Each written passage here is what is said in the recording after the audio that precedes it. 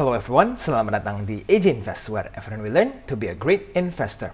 Oke teman-teman, hari ini saya ingin membahas beberapa hal ya di video hari ini. Pertama, akan mulai dari pembahasan tentang ASA dan bull yang akan melakukan right issue.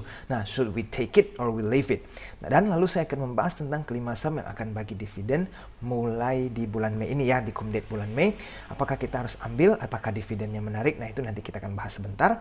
Dan juga saya akan melakukan bonus analisa saham yang kira-kira mempunyai high risk ya, tetapi juga bisa memberikan potensi cuan yang cukup menarik. Oke, yuk kita mulai.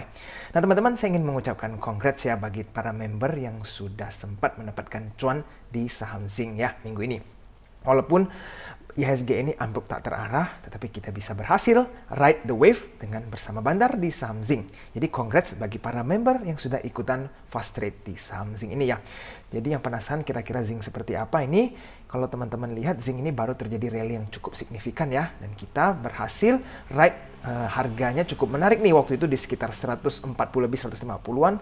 Sampai sekarang harganya Zing sudah di 191 dan sudah banyak yang taking profit. Selamat ya bagi para member semua.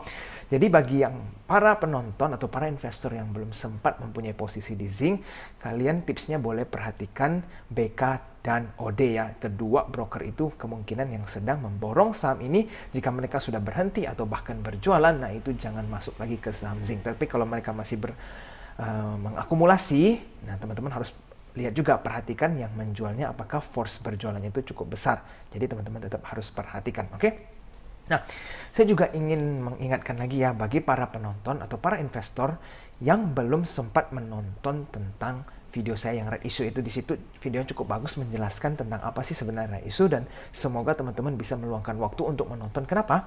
Karena banyak saham-saham di tahun ini khususnya yang akan melakukan right issue. Jadi kita bisa menggunakan momentum tersebut untuk mendapatkan cuan ya. Segera nonton bagi para penonton yang belum nonton. Nah, sekarang kita mulai membahas dulu dari sisi IHSG ya. Kita lihat IHSG ini masih cukup tertekan ya teman-teman. Di Mei tanggal 7 ini kemarin terjadi koreksi lagi nih, 0,7%. Dan ini koreksinya cukup besar ya, 0,7% teman-teman. Sekarang IHSG ada di 59.28, masih di bawah harga 6.000 ya. Jadi kita lihat IHSG ini masih tertekan. Nah, sekarang kita lihat dari sisi regionalnya bagaimana. Kita lihat dari Kospi dulu ya. Korea ini justru terjadi rally sebesar 0,58%. Ya, ini di tanggal Mei 7 datanya. Dan untuk Nifty yaitu India justru juga 0,67% ya. Bagaimana berikutnya? Kita lihat kalau dari Nikkei Jepang ya, itu 0,09% ya. Berarti istilahnya itu masih agak sideways. Dan kalau untuk Hang Seng juga terjadi koreksi tetapi sangat kecil, 0,094. Nah, jadi ibaratnya Nikkei dan Hang Seng ini masih bergerak dengan sideways. Nah, jadi teman-teman kita lihat ya, saham di India saja bisa rally setinggi itu.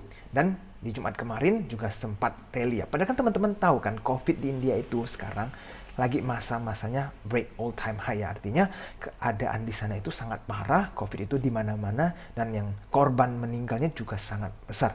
Nah, tetapi harga sahamnya looks fine ya. Artinya mereka tidak terjadi koreksi yang berlebihan atau bahkan masih bisa rally. Nah, bahkan juga dengan regional lainnya mereka looks fine saja. Nah, tetapi kenapa Indonesia malah babak belur nih sahamnya? Nah, ini saya ada sebuah teori yang cukup wild ya, tapi ya ini aja teori.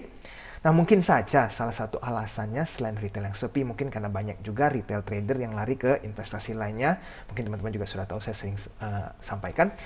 Ada kemungkinan Bandar juga kepingin markdown harga-harga saham. Supaya apa? Investor-investor SPF tertarik nih untuk investasi di IHSG. Ya mungkin saja ada deal-deal tertentu dengan investor luar sana supaya mereka tertarik nih investasi di Indonesia. Toh kan memang tujuannya investasi pastikan untuk mencari cuan ya. Jadi mungkin kalau misalnya harganya kurang mantap atau kurang bagus ya, untuk meng-attract investor-investor luar ini agak sulit. Nah, mungkin saja Bandar ada deal tertentu atau apa untuk markdown harga-harga saham di Indonesia supaya mereka dananya bisa masuk dengan harga yang cukup murah. Toh memang SWF kan itu untuk investasi jangka yang sangat panjang ya. Jadi ya mereka butuh mempunyai harga-harga yang murah. Nah, but again, guys, it's just a wild theory ya. Yuk kita lanjut. Sekarang kita bahas dulu dengan ASA ya, yang akan melakukan right issue. Jadi ini adalah beberapa informasi yang perlu kita ketahui dulu ya. Cum date-nya itu 10 Juni 2021 dan rasionya itu 453 banding 80. Artinya rasionya yang kalau kita mempunyai 453 saham ASA, kita akan mendapatkan 80 ASA R. Oke. Nah, harga tebusnya itu di harga 1.200 dan sekarang di saat video ini dibuat harganya ASA ini di 2010. Nah, teman-teman, kita juga sudah tahu pembeli siaganya itu adalah IFC ya, International Finance Corporation, which is good. Dan tujuan RI ini yang dilakukan ASA untuk basically pengembangan usaha. Teman-teman bisa baca di internet pengembangan usahanya seperti apa. Nah, tetapi kalau kita lihat ya dari sisi pembeli siaga sudah oke, dan tujuan RI-nya juga bukan untuk cover hutang ya, tetapi untuk lebih ke arah pengembangan usaha. Jadi dari poin pembeli siaga dan tujuan RI udah oke nih istilahnya. Sekarang kita nanti pelajari dari ratio dan harga tebusnya. Sekarang saya ingin mengajak teman-teman untuk pelajari fundamentalnya ASA dulu nih. Sudah lama kita tidak pelajari fundamental. Sekarang coba kita lihat dari harga dulu ya. Dulu ASA ini cuma 100-an ya teman-teman. Sekarang sudah 2.000. Ini naiknya sudah berapa banyak. Nah, sekarang kita lihat dari sisi cash-nya. Cash-nya dulu itu cuma 20 billion. Sekarang kita improve naik. Dan sekarang ada di 191 billion. Nah, tetapi kalau kita lihat dari 2019 ada terjadi penurunan dari segi cash-nya ya. Cuma kalau dari sisi aset ada peningkatan, which is a good thing. Dan kalau dari total equity, kita juga melihat ASA terjadi penambahan equity. Ya, itu juga positif ya. Nah, sekarang bagaimana dengan revenue-nya? Teman-teman lihat ya, di tahun 2020, revenue-nya ASA justru meningkat. Padahal kita kan tahu, 2020 ini tahun COVID. Tetapi revenue mereka terlihat justru meningkat. Nah, bagaimana dengan net profit mereka? Sekarang kita bandingin dengan tahun 2019. Mungkin kalau dibanding dengan tahun 2018 mundur lagi, itu mereka masa-masa kejayaannya 143 billion. Tetapi sekarang kita lihat penurunannya tidak terlalu signifikan ya, karena banyak perusahaan yang lain teman-teman tahu during COVID itu bahkan net loss. Sekarang ASA ini masih membukukan net profit dan revenue-nya juga tetap meningkat, sehingga ASA masih bisa tergolong cukup oke nih kinerjanya. Nah, hanya saja teman-teman harus perhatikan yang paling mengkhawatirkan ini PBV-nya sih sebenarnya. Kenapa? Coba kita lihat sebelumnya mereka ini di bawah 1 dan mulai di tahun 2018 mereka baru mulai di atas 1 ya. Tetapi di tahun 2020 ini udah sampai 4,74 PBV-nya. Berarti sudah overpriced ya kalau dari sisi fundamentalnya. Jadi kalau misalnya dengan harga sekarang ya memang harga ASA ini cukup kemahalan ya, agak ketinggian teman-teman. Sekarang kita lihat dari grafik ASA dulu nih. Ya dulu sahamnya anteng-anteng ya di bawah 500, tapi setelah itu ada terjadi spike. Tetapi lalu setelah COVID kembali lagi ke bawah lagi, longsor ya sahamnya, dan setelah itu tiba-tiba ada kenaikan yang sangat-sangat drastis. Nah, ini kita harus tanda tanya dulu nih teman-teman. Jangan langsung euforia lalu belanjanya berlebihan, karena kalau seperti ini bisa saja dia koreksi ke bawah kembali ke harga 1.300 atau ke 1.500 sekarang, karena harganya di 2.000 ini cukup ketinggian ya teman-teman. Nah, sekarang kita harus sadarkan dulu apa yang harus kita ingatkan. Teman-teman kan ingat ya, RI itu atau right issue itu bukan event untuk bagi-bagi duit. Ya, ini perusahaan bukan ada acara mau bagi-bagi duit ke para investor, justru mereka mau melakukan penyerapan dana ya. Mereka tuh justru butuh duit dari investor untuk melakukan pengembangan usaha atau lainnya. Nah, jadi sekarang kita harus bagaimana? Mereka kan sekarang ASA kita sudah tahu mereka ingin melakukan right issue. Should we buy it or no? Ya. Jadi kita harus tahu dulu ini. Tadi dari sisi standby buyer-nya sudah oke, sudah ada. Dan tujuan RI-nya ini juga sangat bagus ya, pengembangan usaha. Berarti kan sekarang PR kita adalah untuk membaca rasionya seperti apa dan harganya menarik atau tidak ya teman-teman. Sekarang kita lihat ya, rasionya 453/80 dan harga tebusnya itu 1.200. Harga tebus dia punya rights ya. Jadi kita pakai contoh nih, kalau teman-teman beli ASA di 453 lot ya teman-teman. Jadi ini di harganya 1.500. Contoh nih ASA turun ke harga 1.500 dan teman-teman membeli 453 lot. Berarti modal yang dikeluarkan jadi 67.950.000. Nah, teman-teman akan mendapatkan ASA R sebesar 80 lot ya. Jadi nanti di portonya akan muncul nih 80 lot ASA R. Jadi jika teman-teman tebus nih R-nya, modal tambahan yang perlu dikeluarkan adalah ya 80 kali 1.200 ya. Jadi sekitar 9,6 juta. Nah, biasa kalau harga induk ini tuh biasanya tuh bisa terjadi koreksi ya di X-date-nya dan juga di saat transaksi R-nya berlangsung. Ada kemungkinan harga induknya ini terjadi koreksi. Jadi, sekarang kalau misalnya hal tersebut terjadi ya. Contohnya, jika teman-teman tadi kan tebus dan ASA R ini di harga 1.200 kan, kita sudah tahu harga tebusnya itu di 1.200 kan, tadi kita tahu juga ada 80 lot sehingga dana yang kita keluarkan adalah 9,6 juta. Nah, lalu harga asa ini turun nih ke 1.350. Contohnya nih dari yang tadi 1.500 ke 1.350. Jadi kita dengan tebus 80 lot asa R dengan harga yang tadi 1.200 dan dapat lot asa yang harganya itu 1.350 dan kita misalnya langsung TP nih. Jadi kan apa? Dapat 10,8 juta, ya kan? Langsung cuan loh teman-teman, 1,2 juta. Jadi misalnya tadi sudah dapat R, langsung tebus, kali tebus jadi harga induk, kita langsung TP. Dengan harga sekian, kita sudah dapat 1,2 juta. Tapi tunggu dulu teman-teman. Kita harus perhitungan juga. Tadi kan awal-awal kita beli asa 453 lot itu di harga 1.500 ya. Jadi kalau dana kita yang keluarkan 67 juta ini, 67,9 juta ini, lalu sekarang asa sisa 1.350 misalnya koreksi nih.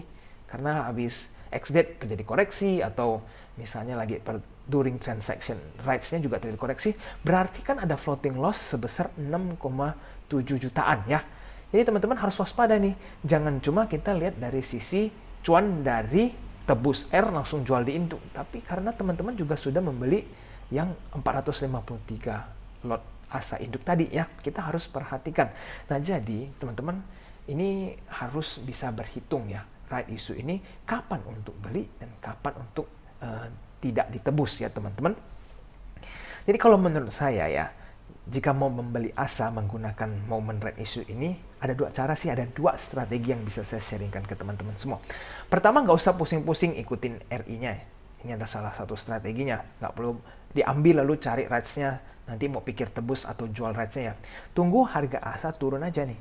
Nanti during ex-date-nya atau saat transaksi asa R, biasa kan saham induknya bisa terjadi koreksi. Nah, di situ kita lihat seberapa dalam dia turun. Kalau memang terlihat cukup dalam dan banyak terjadi penjualan, ya kita bisa cari momentum nih untuk masuk ke dalamnya. Karena kan untuk kedepannya memang asa ini masih jangka panjang ya, masih cukup oke. Di situ teman-teman bisa gunakan timing tersebut untuk trading asa.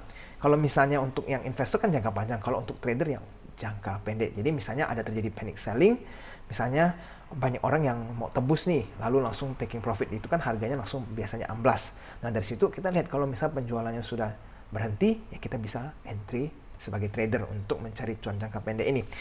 Nah tetapi jika ingin menjadi long term investor di saham asa, mungkin karena teman-teman suka nih dengan perusahaan asa, melihat prospeknya bagus dan lain-lainnya, nanti ini 2-3 minggu menjelang cum date-nya RI, kita bisa lihat penurunan asa sudah berhenti atau belum ya. Mungkin kan sekarang asa lagi koreksi. Jika misalnya kita sudah melihat terjadi perhentian dalam koreksi ya, mereka udah mulai sideways, nah di situ kita boleh pertimbangkan untuk entry. Dan nanti pas kita tembus RI-nya, selama harga induknya di atas ya, dan kita pegang asa saja dalam jangka panjang. Jika harga asa sudah di bawah 1.400 atau 1.500, masih cukup menarik buat kita entry ya. Ini kita perhatikan dulu nih, 2-3 minggu sebelum cum date-nya. Jangan terlalu cepat-cepat untuk entry. Nah, tetapi kalau misalnya harganya masih di kisaran 2.000 atau bahkan 1.900, 1.800, menurut saya jangan cepat-cepat ambil sama saya ini. Karena apa? Dari fundamental memang sudah cukup kemahalan ya. Orang-orang yang fundamental akan melihat PBV-nya tinggi sekali, mungkin mereka akan justru taking profit. Nah, kalau misalnya untuk baru mau entry, secara FA juga kurang menarik. Dan kalau dari sisi grafik, juga banyak trader-trader yang mungkin akan taking profit dulu ya. Apalagi kita tahu IHSG ini cukup sepi. Nah, sekarang kalau kita yang mungkin belum pada mempunyai posisi di asa ini, para investor yang baru mau masuk ya harus pertimbangkan dulu, jangan FOMO lalu beli karena cuma tahu mereka mau red issue ya, belum tentu akan memberikan kalian cuan. Oke, tetap bersabar ya teman-teman, ingat saham itu masih banyak, bukan cuma asa. Nah sekarang berikutnya saya ingin membahas tentang bull ya. Bull juga akan melakukan red issue nih teman-teman. Jadi coba yuk kita pelajari dulu tentang red issue bull ini. Oke, ini adalah website bisnis.com ya, kita baca sebentar tentang red issue-nya bull. Di sini, Direktur Buana Lintas Lautan, Wong Kevin, mengatakan perseroan berencana untuk menerbitkan 1 saham baru untuk setiap 9 saham yang lama. Ya. Artinya, kita kalau pegang 9 saham yang lama akan mendapatkan 1 rights nih. Oke, kita sudah tahu ratio-nya sebenarnya itu 9:1. Lalu, ini ada yang menarik nih. Ada 3 waran untuk setiap 1 saham baru. Apa maksudnya ini? Ini seperti friend waktu itu ya. Artinya kalau kita tebus rights kita akan mendapatkan waran. Oke. Jadi kita tahu rasionya itu 9 yang lama mendapatkan 1R. Lalu kalau kita tebus R-nya, kita dapat 3W atau 3 waran. Oke? Lalu informasi yang berikutnya perlu kita pelajari apa? Harga tebusnya itu di kisaran segini ya, 375 sampai 425 per saham. Jadi ini belum fix nih. Kita harus nanti lihat hasil RUPS-nya, hasil fixnya, tebusnya di harga berapa ya. Ini juga sangat penting kita perlu pelajari. Nah, sekarang kita lihat. Sepertinya bull ini nah ini. Pertama-tama modal kerja. Kita lihat ya. Kevin menambahkan perseroan dan menggunakan seluruh dana yang diterimanya dari penerbitan saham baru dan waran tersebut untuk 4 hal. Nah, ini kita perlu tahu tujuan RI mereka apa sih. Pertama, modal kerja untuk kegiatan operasional. Kedua, ekspansi usaha perseroan, so far so good. Ketiga, pembayaran tagihan usaha. Dan keempat, untuk pengurangan utang. Nah, jadi ini sepertinya balance ya. Pertama, kedua, oke, untuk pengembangan. Dan ketiga, keempat, untuk bayar hutang. Berarti mix ya. Sekarang nanti kita harus tahu nih seberapa besar hutang yang mereka punyai. Dan juga lihat pengembangannya seperti apa. Apakah mereka ingin beli kapal atau apa, itu juga kita terus perlu update ya teman-teman. Oke, jadi kita sekarang sudah mengetahui tentang rasionya. Dan kita tahu juga akan mendapatkan waran. Dan harga tebusnya ada di range 375 sampai 425. Nah, harga tebus W-nya kita belum tahu ya. Dan sekarang current price bull itu di 318 harga bull sekarang nih di saat video ini dibuat. Jadi ada kemungkinan bull akan dikerek naik sedikit ya, setidaknya mendekati harga tebus R-nya. Coba teman-teman perhatikan. Sekarang harganya kan di 318, tetapi harga tebusnya di 375. Jadi kalau menurut saya range harga selama bull ini di 305 sampai 325. Teman-teman masih layak untuk melakukan pembelian ya. Tetapi kalau sudah di luar ini, sudah mendekati dengan harga R ini. Khawatirnya nanti harga induknya tidak sampai setinggi harga R-nya seperti terjadi di Friend ya. Karena mereka ini lebih fokus ke waran mereka. Jadi itu perjalanannya mereka pakai jangka panjang sekali. Jadi kalau misalnya di harga sekarang ini yang 318 ya masih ada di dalam range ini ya. Mungkin teman-teman bisa pertimbangkan untuk beli. Tetapi ingat, selalu dibarengi dengan money management. Jangan langsung all in nih hari Senin beli saham bull semua. Ini kita tetap harus perhatikan dengan pergerakannya. Oke? Nah, jadi teman-teman, kita harus tetap lanjut analisa ya beberapa hari ke depan supaya tidak salah langkah. Siapa tahu saja bull ada terjadi koreksi dulu sampai ke bawah di 300-an. Nah, itu kan lebih menarik untuk kita akumulasi dibanding sekarang yang 318. Tetapi kalau misalnya teman-teman perhatikan dari segi broker saham beli, memang ada BK yang membeli saham-saham ini sudah beberapa hari yang lalu. Dan kalau dari grafik, harga bull ini terjadi kenaikan tipis secara konstan ya atau secara steady. Nah, jadi teman-teman tetap harus ya perhatikan pergerakan bandar ke beberapa hari ke depan ya. Oke, sekarang kita lanjut teman-teman, tebar-tebar dividen. Nah, ini ada acara tebar-tebar dividen nih. Ini beda dengan RI. Kalau tadi RI kan perusahaannya ingin menyerap dana. Sekarang kalau dividen ya memang mereka bagi-bagi profit mereka. Oke. Jadi ini ada beberapa perusahaan, ya ada 5 yang akan membagi dividen di bulan 5 ini. Oke. Di bulan Mei. Jadi adalah tanggal-tanggalnya, ada Roti, TOTL, Soho, BJTM, dan BDMN. Oke teman-teman. Sekarang kita pelajari dulu. Ini Adro sudah lewat ya, cum date-nya tanggal 4. Jadi sudah lewat. Sekarang ada apa lagi nih? Ada BDMN ya, BDMN ini tanggal 10. Dan kalau kita hitung yield-nya itu sekitar 1,42%. Kalau BJTM, nah BJTM ini berapa nih tanggalnya? Tanggal 11 ya. Dan dia punya bunga berapa? 6,07% kalau misalnya teman-teman belanja. Jadi BJTM ini not bad. Kalau Soho bagaimana? Soho ini 4,5%. Lalu ada saham Roti ya. Roti ini lumayan. Roti ini ada 3,5% ya. Berikutnya juga ada TOTL. TOTL ini tanggal 17. Dan kalau kita lihat ada 3,11%. Oke. Jadi teman-teman lihat kalau seperti ini, you guys bisa perhatikan dengan harga fluktuatif ini. Kalau misalnya harganya terjadi penurunan, ya dividen yield-nya semakin tinggi. Tetapi kalau misalnya mereka naik, dividen yield-nya akan semakin kecil. Jadi dengan persentase seperti ini, teman-teman bisa mengambil strategi nih. Mau diambil atau tidak yield atau dividen yield ini. Kalau saya lihat sih BJTM oke ya, 6% masih boleh diambil. Soho juga not bad. Dan Roti masih oke. Tetapi kalau BDMN ini terlalu kecil, 1,42%. Belum lagi kalau habis bagi dividen, misalnya mereka koreksi ini, ya kurang menarik sih ya. Kalau hotel ini mungkin agak mixed feeling. Kenapa? Karena hotel ini kan ya pembangunan dan konstruksi. Sekarang kita nggak tahu konstruksi ini mau dibawa kemana karena banyak sentimen lain di sektor-sektor lainnya seperti apa ya komoditas. Tapi kalau untuk konstruksi, jika memang SWF sudah cair, nah mungkin hotel ini akan bisa naik harganya. Jadi kita bisa dapat dividen dan juga capital gain. Tetapi kalau SWF tidak kunjung tiba, nah ini agak sulit ya sektor konstruksi. Oke teman-teman. Nah berikutnya ke saham potensi atau saham high risk yang berpotensi untuk memberikan teman-teman cuan. Ada DGNS dan Unilever ya. Teman-teman mungkin kaget Unilever ini kenapa bisa masuk ke saham high risk ya. Coba teman-teman nanti perhatikan dengan grafiknya. Kita mulai dari DGNS dulu ya. Ini adalah grafik DGNS di 6 bulan. Sekarang ada di harga 670 dan kemarin di Mei 7 ada kenaikan 4,69%. Cukup besar ya kenaikannya. Nah kalau dari sisi grafik ya ini mereka midway. Jadi sekarang kita nanti perlu pelajari bandarmologinya. Bagaimana dengan Unilever? Nah Unilever ini teman-teman mungkin tahu ya fenomenanya ini heboh sekali. Unilever ini dari berapa belasan ribu sampai sekarang sudah di 5.500. Dan mungkin saja Unilever ini bisa terus amblas ke harga 5.000 ya. Jadi teman-teman ini cukup mengkhawatirkan ya situasi Unilever ini. Nah tetapi Unilever ini kan sebenarnya sahamnya fundamentalnya ya bagus dalam arti manajemen mereka oke, tidak ada masalah, tetapi memang saja mereka sudah overpriced ya. Jadi sekarang mungkin mereka akan terjadi koreksi sampai di mana PBV-nya itu menjadi normal. Tapi seberapa jauh mereka akan koreksi atau seberapa lama panic selling ini akan terjadi, ya kita tidak akan tahu. Jadi kita harus terus pantau market. Oke teman-teman, kita mulai dari DGNS dulu ya. Kita lihat bandarmologi DGNS. Ada terjadi akumulasi ya dari bandar, di mana kita perhatikan average price-nya ini, KI ini mendekati dengan last price-nya. Jadi ini cukup menarik. Nah hanya saja ada satu kekhawatiran. Kenapa? Karena harga DGNS sempat terjadi rally cukup besar 4,68% ya teman-teman. Artinya terjadi akumulasi, oke itu a good sign. Tetapi harganya juga sudah terjadi kenaikan yang cukup signifikan ya. Jadi kita tetap harus hati-hati sebelum entry. Dan juga kita harus perhatikan broker-broker ini. Kalau misalnya ada terjadi akumulasi lagi hari Senin, dan tidak ada terjadi selling, ya kita boleh masuk. Tetapi kalau misalnya KI langsung keluar atau terjadi taking profit yang besar, nah jangan cepat-cepat masuk ke DGNS ini ya teman-teman.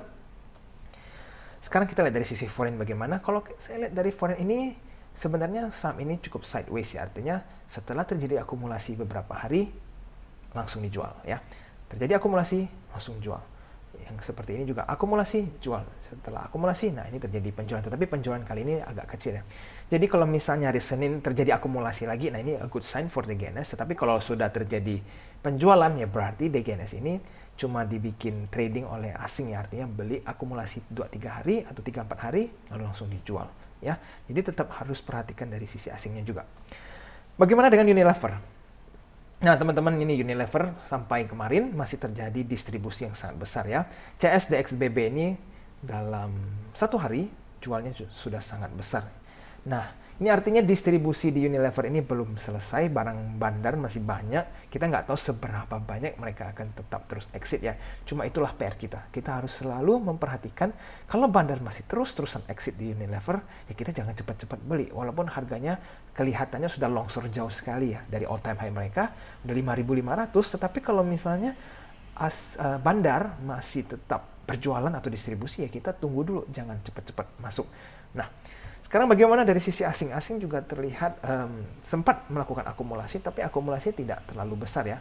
Dan juga sering terjadi penjualan. Sehingga kalau dari sisi asing masih mixed feeling ya. Mereka tetap kadang masuk dan juga kadang keluar. Sehingga belum ada terjadi constant accumulation.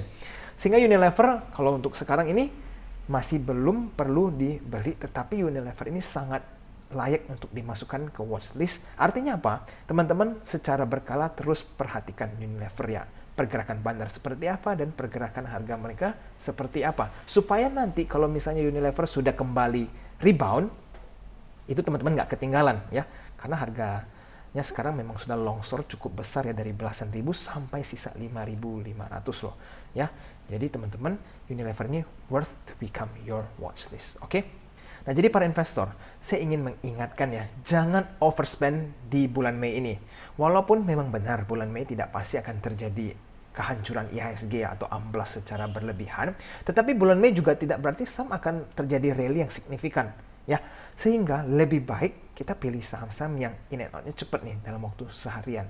Artinya beli hari ini ya jualnya hari ini juga, atau nggak beli hari ini besoknya jual. Itu lebih aman buat teman-teman semua supaya bisa tidur nyenyak, nggak perlu kepikiran saham terus-menerus, apalagi dengan ketidakpastian di IHSG kali ini.